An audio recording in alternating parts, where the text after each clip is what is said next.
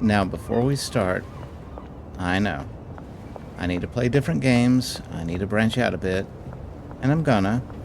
I actually have a few lined up, but first I wanted to do one more video on this one. You see, last time we went with the minimal number of employees. This time I wanted to do the maximum number of employees. I wanted to see if it was worth it, if it was more cumbersome, and if we got something cool out of it. Let me show you what I came up with. I'll start at the hotel, which of course, nothing. No employees, nothing to do here. Off to the sweatshop.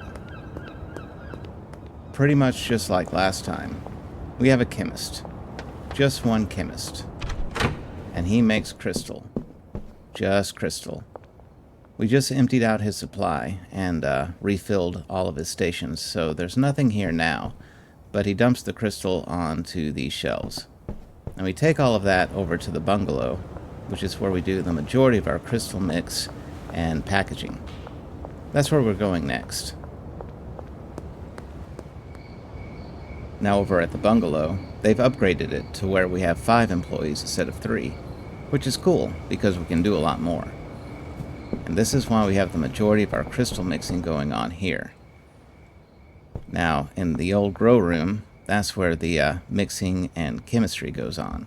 We have the chemistry station set here, mixers on the wall, and the ovens are in here. Everything gets picked up from this shelf, dropped off on this shelf. Now the way we're assigned is we have 2 chemists, 1 chemist to run those chemistry station and oven sets, 1 chemist to run these mixers. We have 3 handlers. Now 1 handler handles the mixing stations as per normal. 1 handler uses the new whitelist thing with these shelves. So when things get delivered into loading bay 1, they take it and stock these shelves with it. That keeps us from having to manually mess with our mixers, which is awesome. The last handler just does the packing. Takes this stuff, empty, pack, put up. Very simple. The only downside of that whole setup is that I have to manually move the crystal from the sweatshop into the bungalow, but I haven't figured out a better transfer between the properties, and going with an all-employee setup, I had to do something with the sweatshop, so thinking of nothing better, it's just backup crystal. We're running over to the new stash and grab thing right now. Stash and dash. Of course, that's what I meant is stash and dash. Now over here, this is where we're doing our coca grow. Now originally I had this as a packing station, which was okay, but I ran out of room to have growers for the coca leaves. And I'll show you why when we get to the docks, which is where part 2 of this is. But right now, this seems to work. We do have a loading dock, but I don't have anybody to operate it. This is just the cleaner, 2 botanists. Here's their supplies, dump onto here, dump onto here. People are divided in half. Really, really basic setup. Now generally what I'll do is I'll park my van in here and take all the leaves and cart them over to the docks. But because of these cops at Taco Ticklers at night, I can't really get the van back over here at night. So we'll have to do that first thing in the morning. But for now, we need to go to the docks on foot.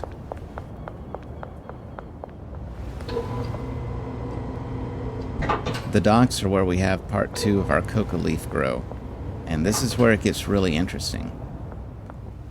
See, this van is on loading bay 2 because we have one of our handlers put all of the coca leaves onto these whitelisted shelves. Now, I was curious if we could use these as supply shelves with the botanist and have the botanist go straight to drying racks, because we didn't have room for the pots and whatnot, and we didn't have room for a cleaner, but we needed the drying racks. And it works. The botanist takes stuff from here just fine, moves it to these drying racks, and everything works hunky-dory. We have the drying racks emptying directly into the cauldrons. cauldrons feeding into the ovens, ovens feeding into these shelves, and these shelves go back here for the mixers. The mixers are a pretty standard setup: 2 chemists, 2 handlers, 8 ingredients. This is one big 8 mix. The reason I did it this way is because for the Coke at the end, these come out at over $700 per unit. Unreal. I mean, $700 a unit is not bad. And that leads me to this first recipe that I wanted to share with you guys. Now, I don't think this is the most profitable version of the 8 mix, but it does have a lot of the missing effects that go with our flour 8 mix that we've got coming up in just a second. So I use it because it's the best of both worlds, and we still get $700 each. It's a win-win. So in order, we have FluMed, energy drink, Parametasol, gasoline, Kook, batteries, Mega Bean, and chili. Put them in that order, and you'll come out with this mess, which I called white blowtorch, and yeah, sells like crazy. We also have full packing automation here, and yeah, loading bay 1 and loading bay 2 are tied into the first half and second half of the mix set. So just like at the Crystal Lab, these are automated as far as getting them stocked. I just have to call in our delivery, and when Gas Mart shows up, these guys unload it for me. It's pretty slick. Last stop is the barn. We also have a completely full house at the barn. Standard grow setup, and because we didn't need that extra chemist, we were able to fit everything into one building. We have the grow over here, drying racks over here. They all feed into these shelves here. This is our 8 mix setup, which is a group of 4 followed by a group of 4, and it dumps out to here where it is all packaged up for our convenience. One big nice circle, and we sleep upstairs. The second recipe I wanted to show you guys is this mixing setup. Now, what's really cool about this recipe is that the flour that you end up with at the end of the day sells for over $160 per unit.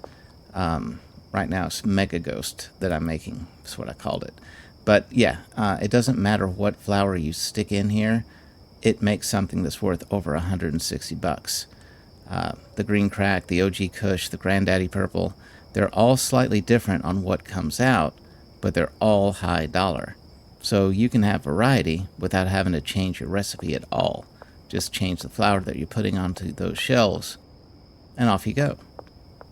Anyway, the recipe in order is banana, Parametasol, gasoline, Kook, Mega Bean, battery, another banana, and another Kook. See, I just finished one called Super Purple Punch that I used with Granddaddy Purple. I think my dealers are still using it. Yeah, dealers still have that. Mega Ghost is the new one, which we're using with Green Crack.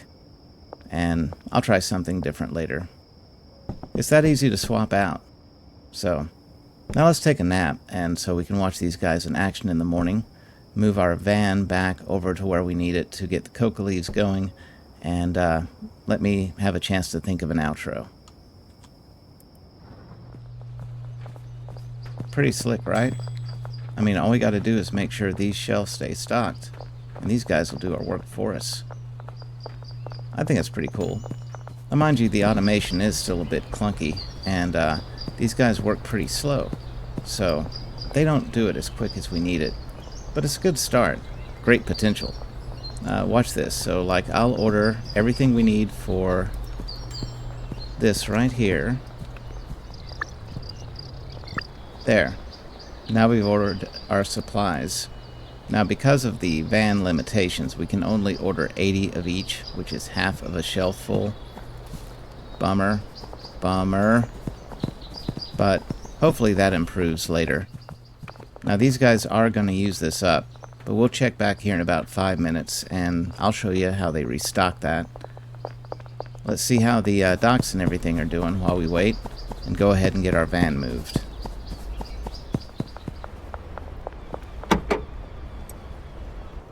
Not quite a full van, but very close. That's all these guys had, and we got to get back before the roadblock gets set up, so that's all we get for today.